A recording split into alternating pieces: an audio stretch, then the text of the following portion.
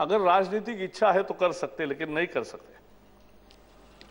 और ये जैसे मैंने कहा गवर्नमेंट में भी है सर, आईएलओ ने एक बड़ा अच्छा वाक्य कहा है, इंटरनेशनल लेबर ऑर्गेनाइजेशन ने कहा labour is not a commodity.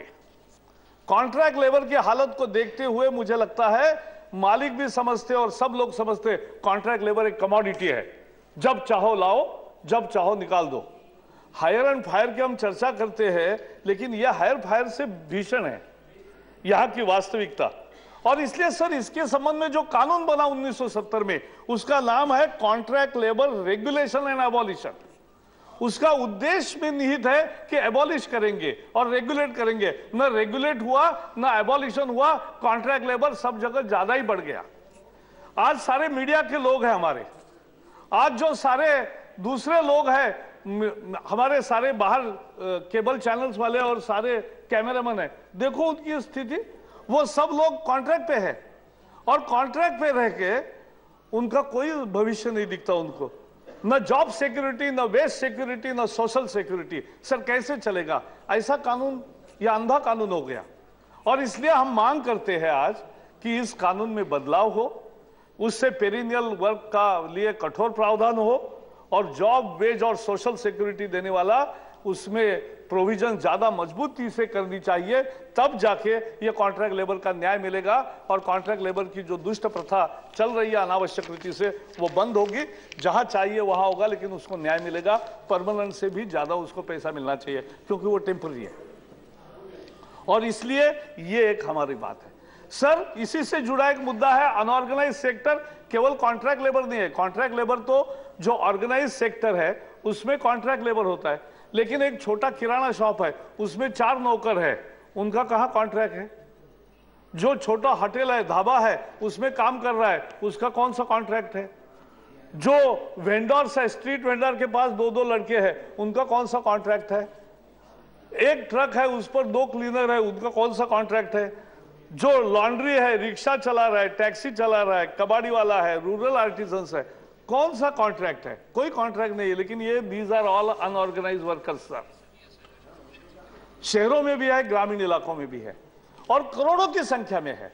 और इन अनऑर्गेनाइज सेक्टर के लिए भी न जॉब सिक्योरिटी, न वेज सिक्योरिटी, न सोशल सिक्योरिटी। हम कैसे संवेदनशील सरकार कहलाएंगे? हम कैसे एक प्रगत लोकतंत्र को कहेंगे कि 65 साल के बाद भी हमारे यहां जो आदमी हमारे उसकी मेहनत से इस देश के लिए संपत्ति का निर्माण करता है, उसकी हालत खस्ता है? यह सहन नहीं होगा। इस स्थिति को बदलने के लिए मैंने यह प्रस्ताव रखा है। सर पेंशन की क्या स्थिति है? 2004 को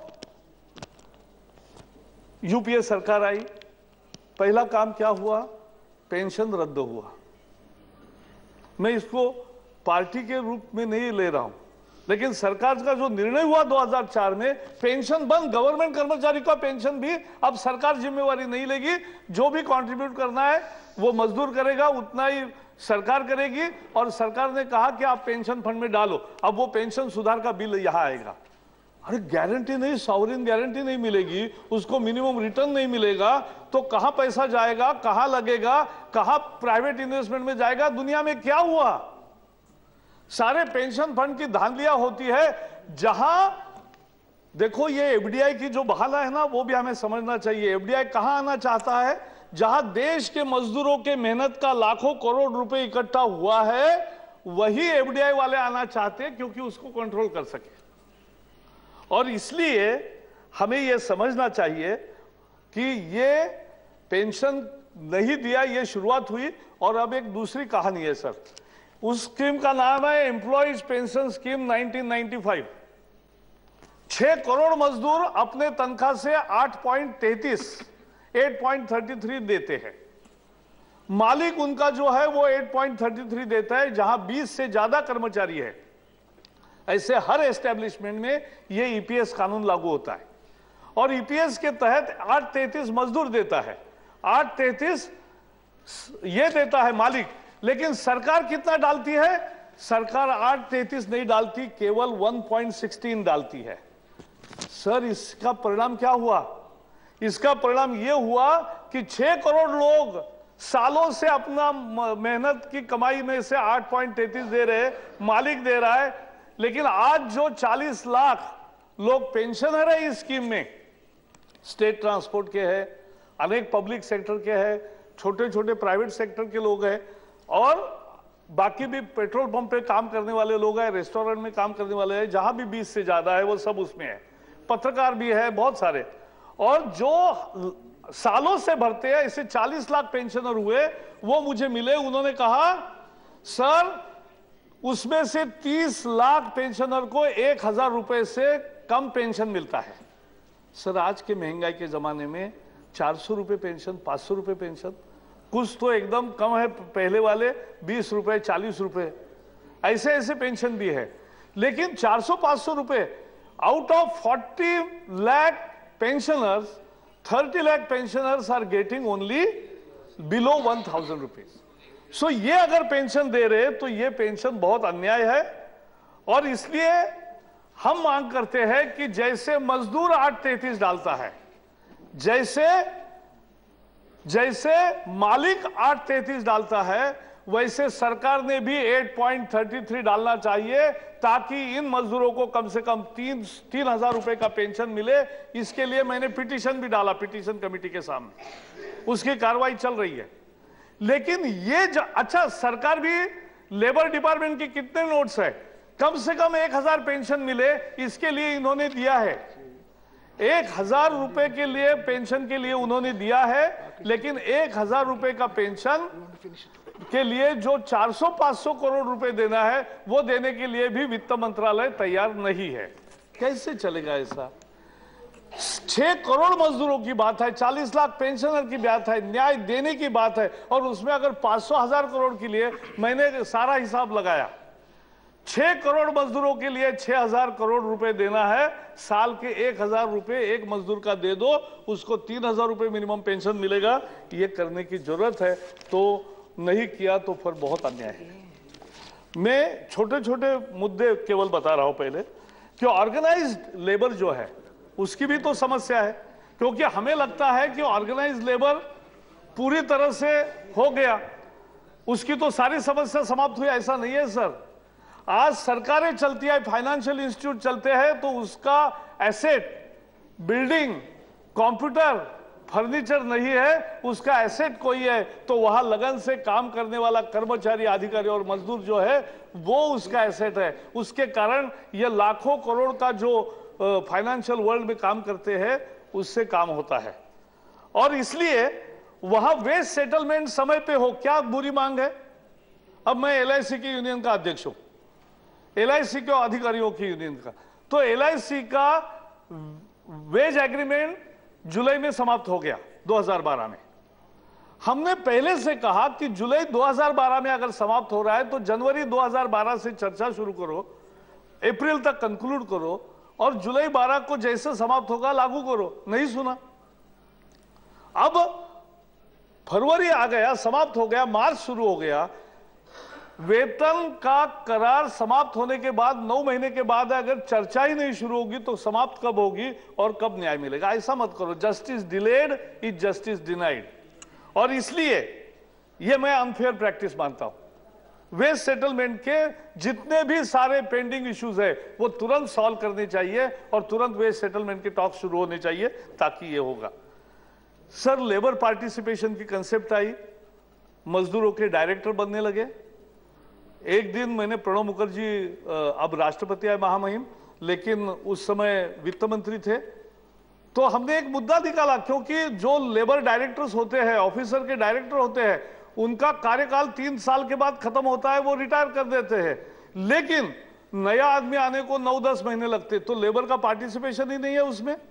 हमने ये मुद्दा उठाया तो प्रणब मुखर्जी ने कहा कि मुद्दा दम है। मैंने कहा मुद्दे में दम नहीं सर, आपका ही भाषण है। वो जब विपक्ष में थे तो उन्होंने भाषण किया था, पत्र लिखा था, वो मैंने सब उनको दिखाया, तो फिर उन्होंने माना कि ये सही है, लेकिन फिर भी उसमें सुधार नहीं हुआ। आज भी ये चल रहा है कि लेबर पार्टिसिपेशन के नाम पे जो डायरेक्टर्स आते हैं, उनकी मुद्दत समाप्त होने के पहले नए डायरेक्टर का चयन का प्रक्रिया पूरा क्यों नहीं करते? These are sir, yes, these are sir simple चीजेस, लेकिन वो नहीं हो रहा है। सर, मैं प्रेस काउंसिल ऑफ इंडिया में आपके आपके माध्यम से राज्यसभा का प्रतिनिधि करके वहां हूं। वहां एक बहुत प्रमुख अंग्रेजी अखबार का एक प्रतिनिधि चुन के आया है, वर्किंग जर्नलिस्ट है, उसको पीसीआई की मीटिंग के लिए छुट्टी भी नहीं देते। यानी वो छुट्टी को डेबिट डाल के आना चाहता है लेकिन उसको छुट्टी नहीं मंजूर करते। दीज आर अनफेयर प्रैक्टिसेस और इसलिए रजिस्टर्ड यूनियन के साथ बात नहीं करते। मर्ज बैंक एम्प्लॉय जो है उनकी तो कथा ऐसी है कि अब ज्यादा मर्जर्स हो रहे हैं, लेकिन जिस बैंक छोटी बैंक बड़ी बैंक में मर्ज हो गई, छोटी बैंक वाले मर गए।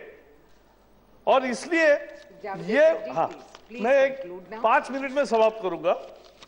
अब एग्रीकल्चर लेबर की बात है। सर, करोड़ों मजदूर किसान के खेत में काम करते हैं और ये उसके कारण खेत फूलते हैं। लेकिन सर, जब किसान के पास ही अगर रियल रेम्यूनरेटिव प्राइसेस नहीं मिलेगी तो खेती और मजदूर को भी नहीं मिलेगा। यही हो रहा है।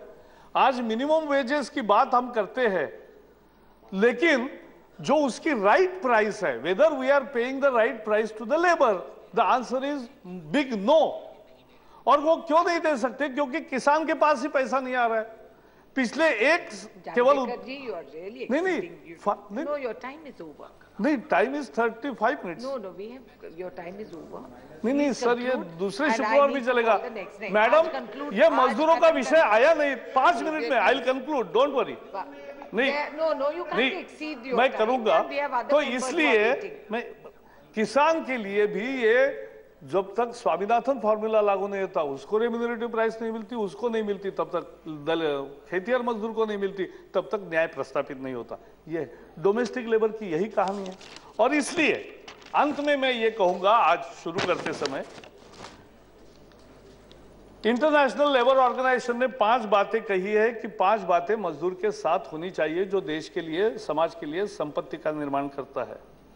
एक, उसको डिग्निटी से रहने का अधिकार है, उसको सिक्योरिटी मिलनी चाहिए, उसको वेज सिक्योरिटी, जॉब सिक्योरिटी, उसको इक्वल अपॉर्चुनिटी मिलनी चाहिए, बढ़ने का भी रास्ता होना चाहिए, डिसेंट वर्क होना चाहिए और सोशल सिक्योरिटी मिलनी चाहिए।